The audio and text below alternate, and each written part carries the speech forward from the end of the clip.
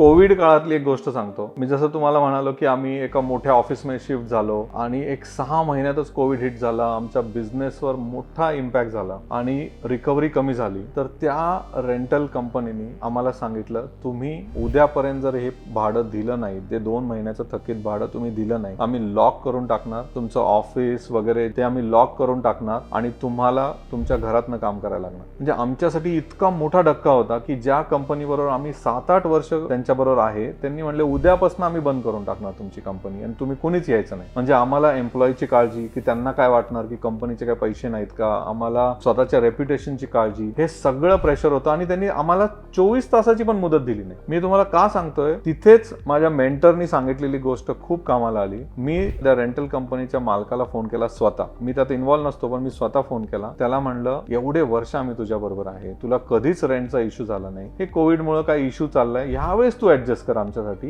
ही माझी गॅरंटी आहे की तुला 6 महिन्यात तुझं सगळं क्लिअर होऊन जाईल. आणि ट्रस्ट मी, बिकॉज मी त्याला फोन केला आणि आमचं एक रिलेशनशिप होतं. ते तेवढं रिलेशनशिप नाही, मागच्या 5-7 वर्षाचं रिलेशनशिप होतं. त्यालाही माहिती होतं की जेन्युइन लोक आहेत आणि मी माझ्या वेंडरची काळजी घेतली होती. त्यामुळे त्यांनी ते आम्हाला 6 महिन्याची मुदत दिली. आम्ही त्यातनं सुटलो पण. त्यामुळे तुम्ही तुमच्या वेंडर एम्प्लॉईची काळजी घेतली ना, अशी तुम्हाला कॅश फ्लो मध्ये बराच वेळा मदत होते.